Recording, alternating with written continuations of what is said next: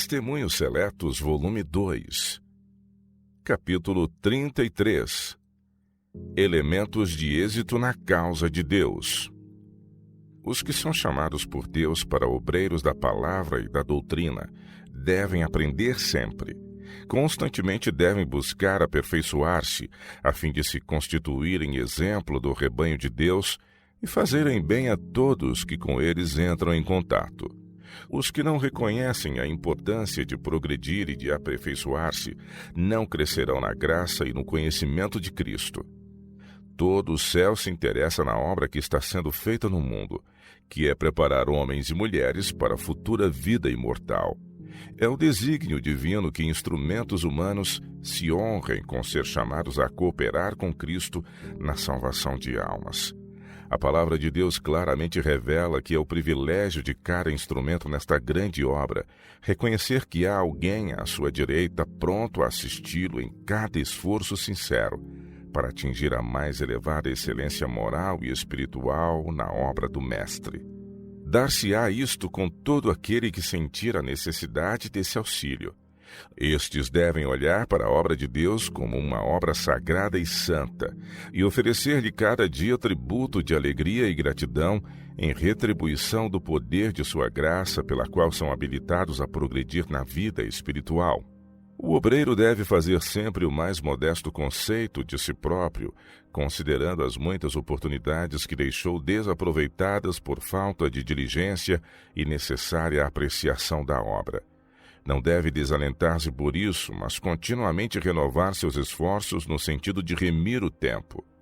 Os que Deus escolheu para o seu ministério devem preparar-se para a obra mediante escrupuloso exame de consciência e íntima união com o Salvador do mundo. Se não forem bem-sucedidos em ganhar almas para Cristo, será porque sua própria alma não está bem com Deus. Há, infelizmente, ainda muita ignorância voluntária da parte de grande número de pessoas que pregam a palavra. Por falta de uma compreensão perfeita das Escrituras, não estão habilitadas para esse trabalho. Não sentem a importância da verdade para o tempo presente, pelo que ela para eles não constitui uma realidade viva. Se humilhassem o coração diante de Deus, se andassem de conformidade com as Escrituras na verdadeira humildade de espírito, teriam visão muito mais distinta do padrão que cumpre imitar. Mas deixam de fixar os olhos no autor e consumador de sua fé. Vitória sobre a tentação. Não há necessidade de que alguém se deixe vencer pelas tentações de Satanás, violentando assim a sua consciência e entristecendo o Santo Espírito de Deus. Na palavra de Deus foram feitas todas as provisões para que o auxílio divino seja dispensado a cada um que se esforce por vencer. Se conservarem a Jesus diante dos olhos, serão transformados na sua imagem. Todos em quem Cristo habitar pela fé serão assistidos em seu trabalho por um poder que lhes assegurará o êxito. Tornar-se-ão continuamente mais eficientes em sua obra, e a bênção divina, revelando-se na prosperidade de seu trabalho, testificará que em realidade são cooperadores de Cristo. Mas, por maiores que sejam os progressos que alguém tenha feito na vida espiritual, nunca atingirá um ponto em que não tenha mais necessidade de examinar diligentemente as Escrituras, pois nelas se contêm as evidências de nossa fé. Todos os pontos de doutrina, ainda que tenham sido aceitos como verdades, têm de ser provados pela lei e pelo testemunho. Se não resistirem a essa prova, nunca verão a alva. O grande plano de redenção, conforme revelado na obra final para estes últimos dias, deve ser cuidadosamente estudado. As cenas relacionadas com o santuário celestial devem de tal modo impressionar o espírito e o coração de todos, que estes sejam capazes de impressionar também a outros.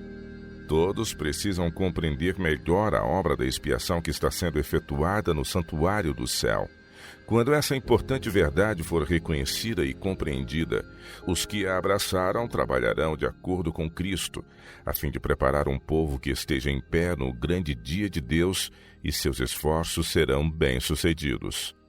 Pelo estudo, meditação e oração, O povo de Deus será levado acima do nível das ideias e sentimentos comuns e terrenos e posto em harmonia com Cristo e sua grande obra de purificação no santuário celestial. Sua fé o seguirá até dentro do santuário, e seus adoradores na terra terão o cuidado de passar em revista a sua vida, aferindo o seu caráter pelo grande padrão de justiça. Descobrirão seus próprios defeitos e reconhecerão também que necessitam do auxílio do Espírito de Deus a fim de estar habilitados para a grande e solene obra do presente tempo que Deus impôs aos seus embaixadores. Cristo disse: se não comerdes a carne do Filho do Homem e não beberdes o seu sangue, não tereis vida em vós mesmos. Quem come a minha carne e bebe o meu sangue tem a vida eterna, e eu ressuscitarei no último dia, porque a minha carne verdadeiramente é comida, e o meu sangue verdadeiramente é bebida. Quem come a minha carne e bebe o meu sangue permanece em mim e eu nele. Como o Pai que vive me enviou e eu vivo pelo Pai, assim quem de mim se alimenta também viverá por mim. João capítulo 6, versos de 53 a 57. Quantos dentre os que são obreiros da palavra e da doutrina se alimentaram da carne de Cristo e bebem o seu sangue? Quantos podem compreender este mistério? O Salvador mesmo o explicou. O Espírito é o que vivifica, a carne para nada aproveita. As palavras que eu vos disse são espírito e vida. João capítulo 6, verso 63. A palavra de Deus precisa ser entretecida no caráter vivo dos que nela creem. A única fé verdadeira é a do que recebe e assimila a verdade, até que se torne parte do seu ser e a força motriz de sua vida e atos. Jesus é chamado o Verbo de Deus. Aceitou a lei de seu Pai, cumpriu os seus princípios em sua vida, manifestou seu Espírito e revelou sua virtude beneficente sobre o coração. Disse João: e o Verbo se fez carne e habitou entre nós, e vimos a sua glória como a glória do unigênito do Pai, cheio de graça e de verdade. João capítulo 1, verso 14. Os seguidores de Cristo precisam comungar em sua experiência. Devem assimilar a palavra de Deus. Têm de ser transformados na sua semelhança e, pela virtude de Cristo, refletir os atributos divinos. Importa-lhes comer a carne e beber o sangue do Filho de Deus, ou não terão vida em si mesmos. O Espírito e a obra de Cristo têm de tornar-se o Espírito e a vida de seus discípulos. A verdade na vida. Não basta pregar a verdade, é preciso traduzi-la por obra. Cristo tem de habitar em nós e nós nele, a fim de fazer a obra de Deus. Cada qual necessita de uma experiência individual e deve fazer esforços pessoais para conquistar almas. Deus requer que cada um dedique à obra todas as suas energias e que pelo esforço constante se eduque para fazê-la de modo aceitável. Espera que cada qual introduza no coração a graça de Cristo, a fim de ser para o mundo uma luz que brilhe e alumie. Os obreiros que educarem devidamente suas faculdades trabalharão com entendimento e com toda sabedoria, e Deus certamente corresponderá aos seus esforços por elevar, enobrecer e salvar os semelhantes. Todos os obreiros precisam usar tato e subordinar suas faculdades à influência dominante do Espírito de Deus. Devem fazer ocupação sua, estudar a palavra de Deus e atender à voz divina que a ele se dirige por meio dela em repreensões, instruções e consolações, e seu Espírito os fortalecerá para que, como obreiros de Deus, possam progredir na vida religiosa. Deste modo serão conduzidos passo a passo a maiores alturas e sua alegria será completa. Estando empenhados na obra que Deus lhes deu para fazer, não terão tempo nem se sentirão com disposição para glorificar-se a si próprios, como também não lhes sobrará tempo para murmurar ou queixar-se, porquanto suas afeições se concentram nas coisas de cima e não nas terrenas. Coração, alma e corpo estarão então empenhados na obra de Deus.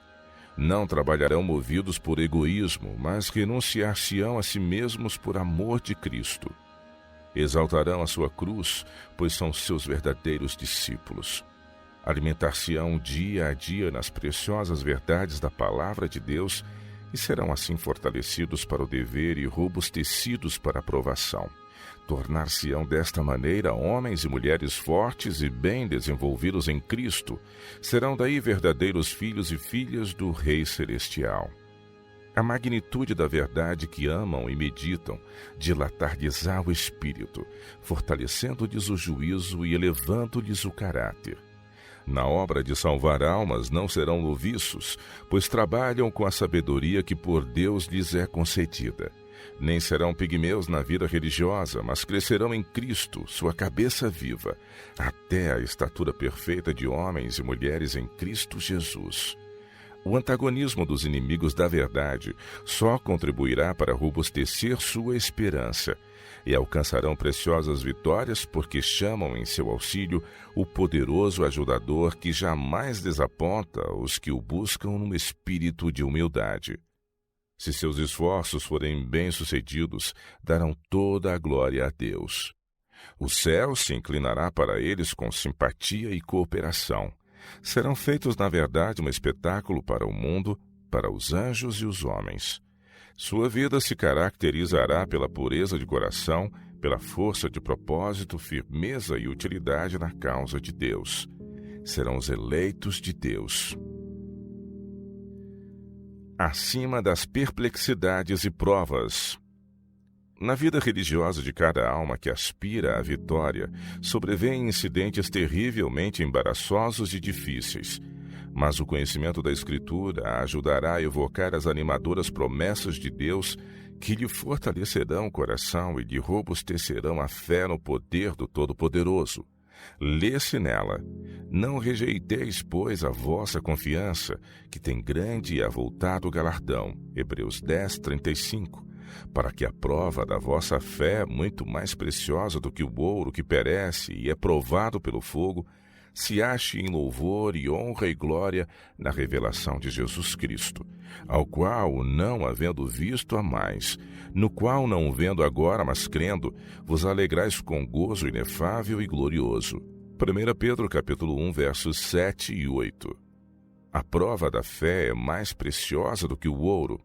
Todos devem saber que isto constitui uma parte da disciplina na escola de Cristo, a qual é necessária para os purificar e desembaraçá-los das escórias deste mundo.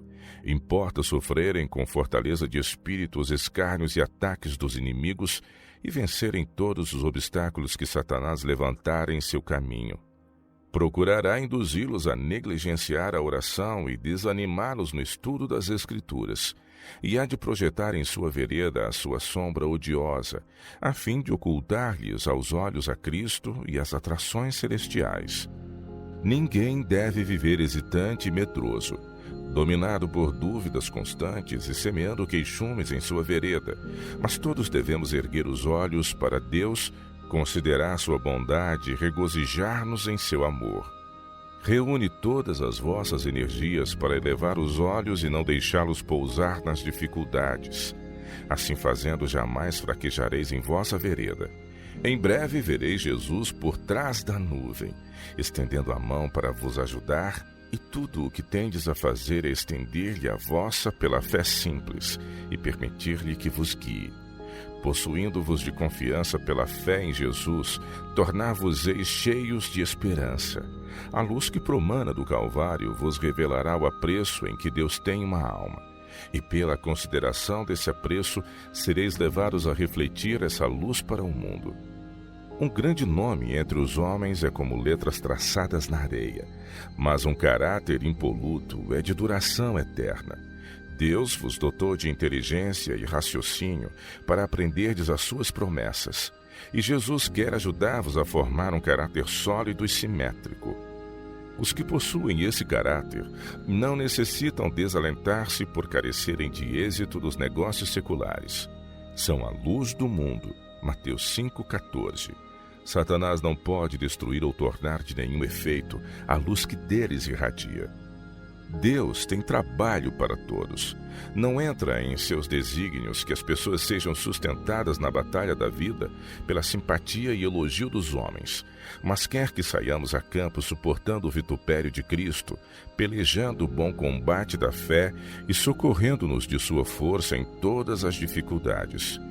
Deus nos franqueou todos os tesouros do céu pelo precioso dom de seu Filho, que é perfeitamente capaz de nos elevar, enobrecer e habilitar pela perfeição de seu caráter para a utilidade nesta vida e para um santo céu. Ele veio ao mundo e viveu como requer que seus seguidores vivam. Sua vida foi de renúncia e constante abnegação.